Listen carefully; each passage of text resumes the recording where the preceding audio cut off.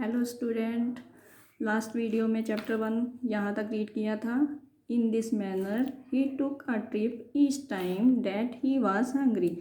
इसी प्रकार वह जब भी भूखी होती तब एक चक्कर काटती थी। आज यहाँ से रीड करेंगे। The big crab in the tank also wanted to save himself and he requested the stork to take him too. Tank में एक बड़े से केकड़े ने खुद को सुरक्षित करना चाहता था और उसने स्टॉक सारस से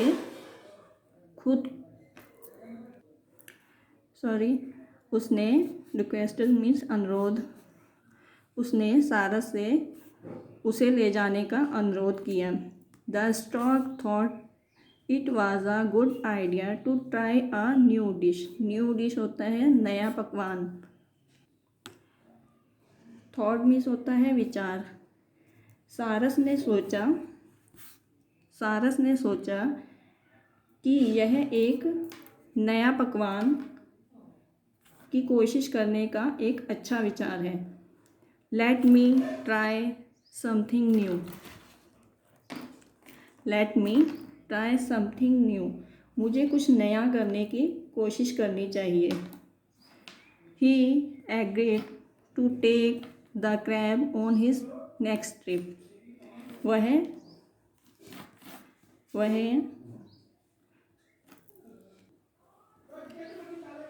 एग्रीड में होता है सहमत। वह केकड़े को अपनी अगली यात्रा में ले जाने के लिए सहमत हो गया। After the stork flew up with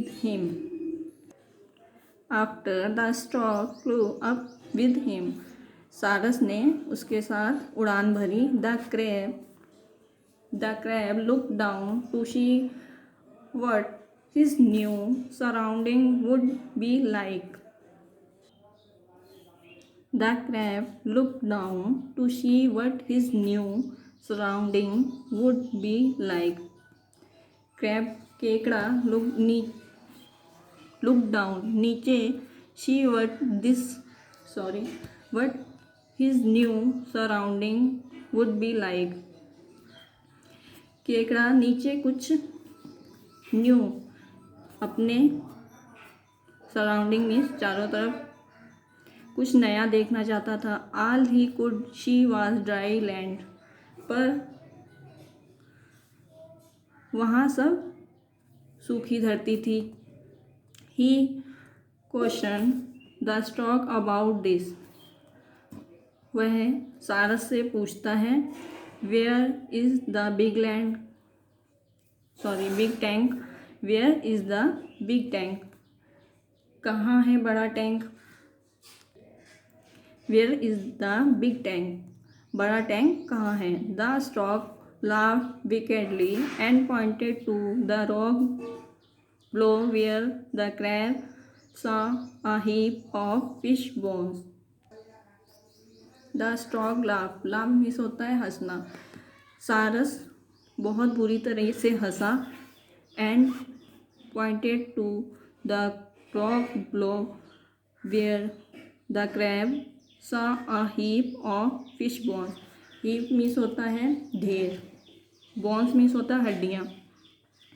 सारस बुरी तरह से हंसा और नीचे की ओर चट्टान की तरफ संकेत किया जहाँ पर फिश बोन्स मछलियाँ और केकड़ों की हड्डियों का ढेर था।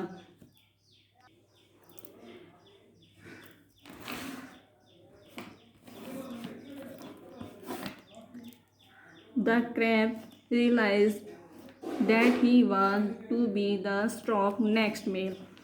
क्रैब केकड़े को realized means एहसास हुआ वह स्टॉक सारस का अगला भोजन था। So the crab dug the quills into the stork's neck and would not let go till the stork fell to the ground. So इसलिए क्रैब केकड़े ने अपने पंजे स्टॉक की गर्दन में खोद। डग मिस होता है खोद।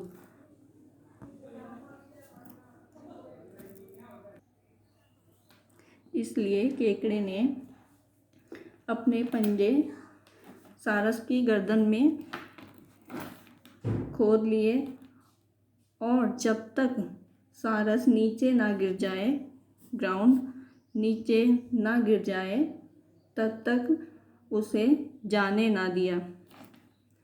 The crab then cut off the stork head and returned home to show it to all the other fish and share the story of his adventure.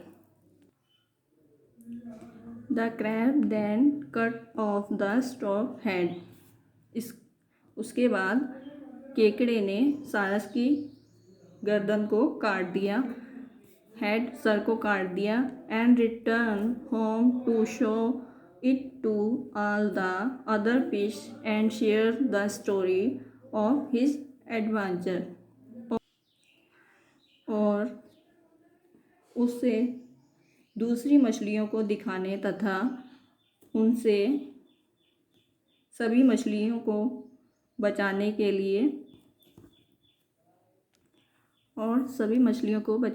लिए अपने अभियान की कहानी सुनाने के लिए घर लौट आया। Thank you.